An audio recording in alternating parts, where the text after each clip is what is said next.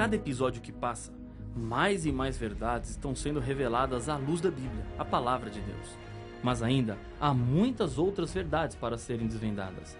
Entre elas, a verdade sobre os profetas, pessoas comuns como eu e você, que foram escolhidas por Deus para trazerem ao mundo mais entendimento sobre as verdades bíblicas.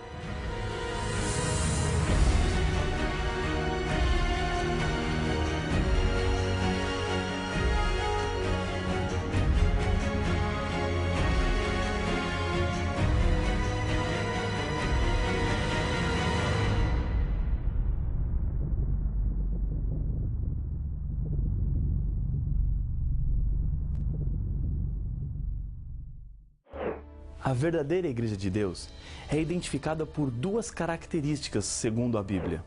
Acompanhe a leitura de Apocalipse capítulo 12, o verso 17. Irou-se o dragão contra a mulher, e foi pelejar com os restantes da sua descendência, os que guardam os mandamentos de Deus e têm o testemunho de Jesus. Os símbolos do Apocalipse devem ser interpretados. Dragão é uma referência a Lúcifer, mulher representa a Igreja de Deus. João está retratando uma luta feroz entre o inimigo e o povo de Deus. No céu, Lúcifer lutou contra Deus, mas perdeu. Já que ele não conseguiu vencer a Deus, usa de uma estratégia covarde para atingi-lo. Ele faz sofrer, causa problemas na vida dos seres humanos, pois sabe que assim atinge diretamente ao Criador. O povo de Deus é reconhecido por algumas características. Primeiro, guarda os mandamentos de Deus, os 10 mandamentos, conforme estão escritos na Bíblia e não na adaptação feita pelos seres humanos. Deus não autorizou ninguém mexer nos mandamentos. Não existe nenhum texto na Bíblia que permita ao ser humano dizer no lugar de Deus o que deve e o que não deve ser feito. Segundo, o povo de Deus teria o testemunho de Jesus. E a pergunta que se faz agora é: o que é o testemunho de Jesus? Apocalipse 19:10 nos ajuda a entender. Pois o testemunho de Jesus é o espírito da profecia. No livro do Apocalipse, também nos é revelado que apareceriam falsos profetas, que fariam grandes sinais e maravilhas diante dos olhos das pessoas. Em Apocalipse capítulo 16, verso 13 e 14, a Bíblia nos diz: Então vi sair da boca do dragão, da boca da besta e da boca do falso profeta 3 espíritos imundos, semelhantes a rãs, porque eles são espíritos de demônios, operadores de sinais, e se dirigem aos reis do mundo inteiro com o fim de ajuntá-los para a peleja do grande dia do Deus Todo-Poderoso. Por causa disso, torna-se evidente a necessidade de sabermos separar os verdadeiros dos falsos profetas. O Apocalipse é um exemplo acerca da decisão de Deus de utilizar profetas para transmitir suas mensagens aos seres humanos. Esta foi a forma que Deus usou para dar o conteúdo de toda a revelação bíblica.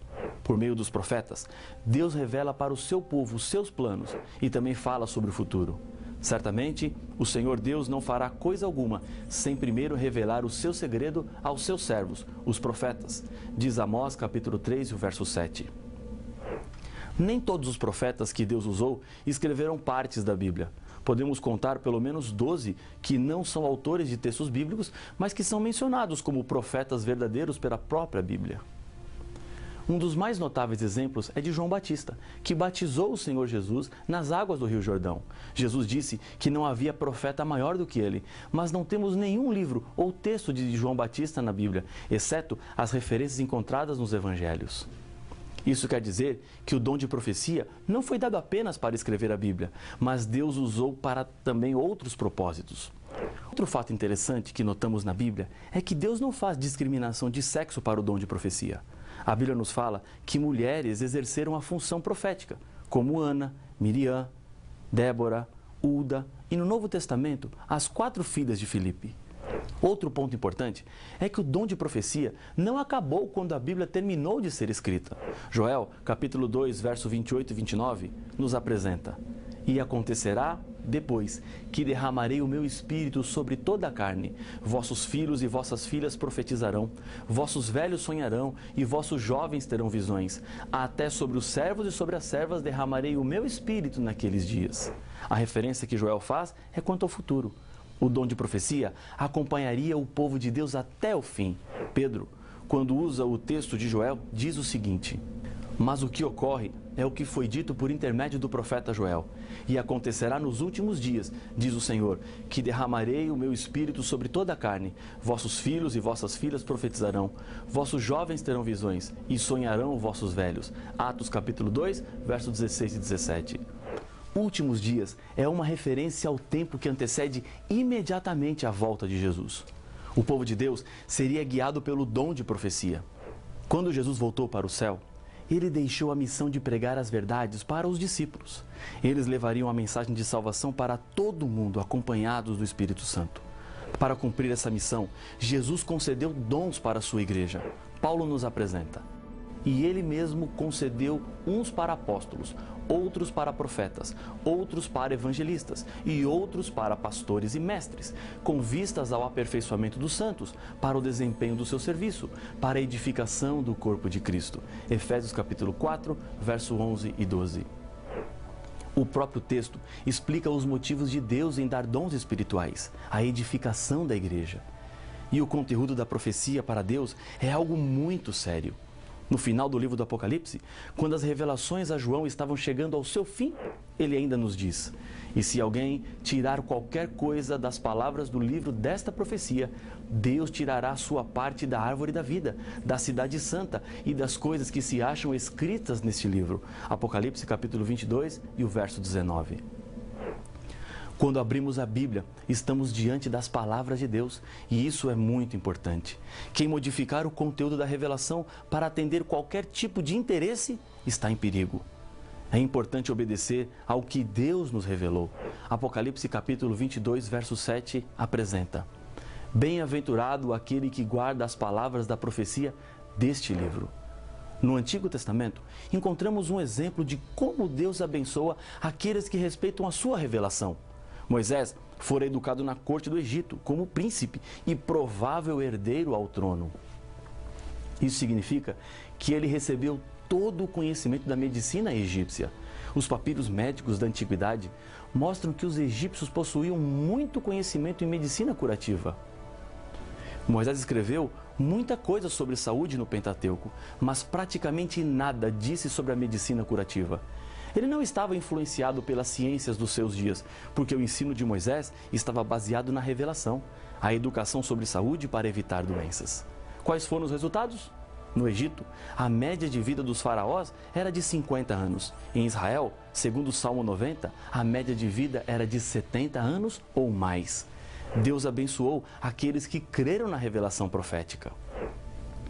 Jesus deixou uma advertência quanto aos últimos dias também, porque surgirão falsos cristos e falsos profetas, operando grandes sinais e prodígios, para enganar, se possível, os próprios eleitos. Mateus capítulo 24 e o verso 24. Esses falsos profetas seriam os responsáveis por introduzirem na igreja mentiras que destruiriam a verdade para enganar aqueles que buscam fazer e cumprir a vontade de Deus. Mas a Bíblia nos dá algumas chaves para sabermos se o profeta é de Deus ou não é. Uma dessas chaves está em Isaías capítulo 8, versos 19 e 20. Quando vos disserem: consultai os necromantes e os adivinhos que chiureiam e murmuram, acaso não consultará o povo ao seu Deus? A favor dos vivos se consultarão os mortos? A lei é o testemunho. Se eles não falarem desta maneira, jamais verão a alva. Os milagres em si mesmos não são provas de que um profeta seja inspirado por Deus. Apenas demonstram que há por trás dele um poder sobrenatural. Na época de Moisés, os magos do Egito também fizeram milagres para impressionar as pessoas, e inclusive o próprio Moisés, quando ele pedia para que o faraó permitisse a saída do povo de Israel. Satanás tem também poder de operar milagres e às vezes se disfarça como anjo do Senhor. Se todos os ensinos desse profeta não estiverem em harmonia com a Bíblia, ele é um impostor. A Bíblia nos apresenta diversas características do verdadeiro profeta. Primeiro, suas profecias quanto ao futuro se cumprem completamente, segundo Jeremias capítulo 28 e o verso 9. Segundo, ele não induz o povo a afastar-se de Deus, conforme Deuteronômio capítulo 13, versos 13, 14 e 15. Terceiro, fala o que Deus lhe pediu para falar e não o que ele quer dizer, conforme Jeremias, capítulo 14, verso 14. Quarto, fala guiado pelo Espírito Santo, conforme 2 Pedro, capítulo 1, verso 21. Quinto, reconhece e aceita a encarnação de Cristo, de acordo com 1 João, capítulo 4, versos 1, 2 e 3. Sexto, a vida do profeta apresenta bons frutos do seu caráter. Mateus, capítulo 7, verso 15 e 16.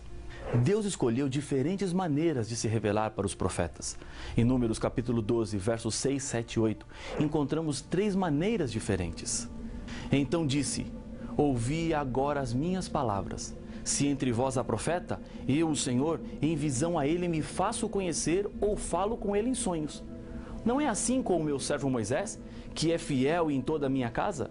Boca a boca falo com ele, claramente e não por enigmas, pois ele vê a forma do Senhor.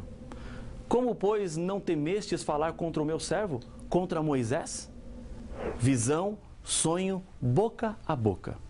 Deus não fala por meio de bolas de cristal, pela palma da mão, xícara de café, astrologia ou por meio dos mortos. A Bíblia descreve alguns aspectos físicos dos profetas, enquanto eles estavam em visão. Veja, por exemplo, Daniel.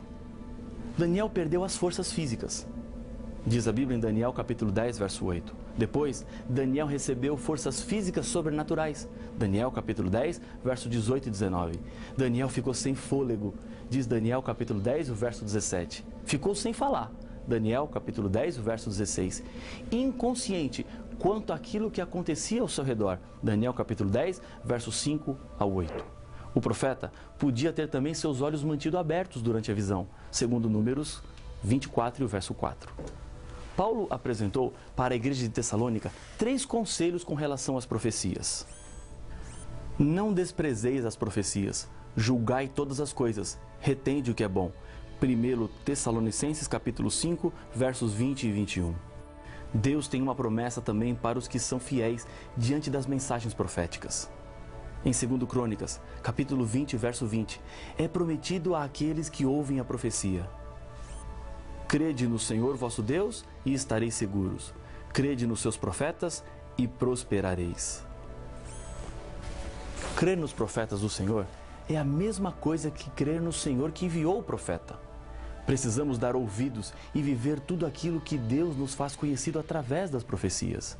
No Apocalipse, encontramos que a igreja no tempo do fim seria acompanhada pelo dom profético. Deus levantaria nos últimos dias, mais uma vez, a profecia para conduzir o seu povo nos momentos mais críticos da história. Um profeta jamais pode dizer algo diferente ou contrário ao profeta que veio antes dele. Essa é uma característica importante do profeta de Deus. O dom de profecia, que acompanharia a igreja de Deus nos últimos dias, não substitui a Bíblia e não contradiz a Bíblia em nada. Quando estudamos a história da Igreja Adventista do Sétimo Dia e vemos como, em meio de um impressionante emaranhado de riscos e dificuldades, as mensagens inspiradas chegavam por meio de uma jovem chamada Ellen White, deram a segurança e a direção que a igreja precisava. Quem foi Ellen White? Ela nasceu em Gorham, Maine, nos Estados Unidos da América, no dia 26 de novembro de 1827. Seus pais, Robert e Eunice, eram membros da Igreja Metodista e mais tarde tornaram-se adventistas do sétimo dia. Tiveram 8 filhos. Ellen e sua irmã gêmea Isabel são as caçulas. Ellen ouviu a pregação de Guilherme Miller, pesquisador da Bíblia, que interpretou a profecia dos 2.300 anos de Daniel, capítulo 8, verso 14, terminando com a volta de Jesus, o que na época lhe impressionou. Em 1843, foi expulsa da igreja metodista por causa das suas crenças, que eram diferentes da igreja onde estava. Casou-se com Tiago White no dia 30 de agosto de 1846. Tiveram 4 filhos, todos meninos: Henrique, Edson, Guilherme e John Herbert. A sua primeira visão aconteceu em dezembro de 1844 e a última que se tem notícia aconteceu no dia 3 de março de 1915. No dia 6 de agosto de 1881, faleceu seu esposo Tiago. Ellen ficou viúva quando tinha apenas 34 anos. Além dos Estados Unidos, ela também trabalhou na Europa e na Austrália. Durante 70 anos, por meio de mais ou menos 2.000 visões e sonhos, Ellen White orientou o sólido sistema educacional adventista, a obra de publicações, a reforma de saúde, entre outras. A vida de milhares de pessoas foram mudadas por causa do seu ministério. Ellen White faleceu em julho de 1915, mas os seus escritos continuam falando. Sendo que Deus fala através de profetas verdadeiros, há muitas mensagens que você precisa conhecer. Deus tem falado mais com a humanidade do que as pessoas imaginam. É preciso buscar o que Deus tem para lhe dizer. E eu tenho certeza que essas mensagens proféticas mudarão a sua vida. Acompanhe o texto de Ellen White, que fala de uma profunda esperança que temos, a libertação completa do mal. O grande conflito terminou. Pecados e pecadores não mais existem. O universo inteiro está purificado. Uma única pulsação de harmonia e alegria vibra por toda a vasta criação. Daquele que tudo criou, emanam vida, luz e felicidade por todos os domínios do espaço infinito. Desde o minúsculo átomo até o maior dos mundos, todas as coisas, animadas e inanimadas, em sua serena beleza e perfeita alegria, declaram que Deus é amor. A Grande Esperança, página 105. Esse é o plano de Deus para a vida dos seres humanos. Restauração, perfeição e eterna satisfação. Aceite as mensagens de Deus e agradeça a Ele pelos profetas, porque cada mensagem profética vem acompanhada de um bilhete de amor. Deus te ama e quer te salvar. Ele não quer que você sofra e por isso deixou um mapa para lhe ajudar nas suas escolhas e decisões. Lembre-se de uma coisa, você não está sozinho. A mensagem profética está aí para lhe ajudar, para conduzir a sua vida. Eu quero fazer uma oração com você. Feche os seus olhos. Vamos falar com Deus. Senhor Deus querido, nós te agradecemos pelas profecias. Assim sabemos por onde andar. Com segurança colocamos os nossos pés na estrada dessa vida, sabendo que o Senhor nos conduz e que o Senhor nos guia. Abençoa este teu filho, esta tua filha que ora comigo, em nome de Jesus. Amém.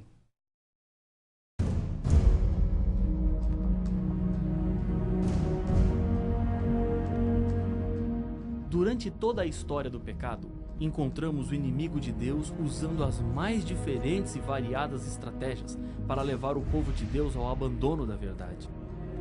A Igreja de Deus é identificada através da Bíblia e das profecias do Apocalipse. A profecia indica que a Igreja verdadeira de Deus não se entregaria às mentiras, mas teria que fugir para o deserto. Mas qual é esta igreja que diz ser a guardadora das verdades bíblicas? E as outras igrejas e religiões? Por que existem tantas crenças? Para saber as respostas, não perca o próximo episódio de Apocalipse, o fim revelado.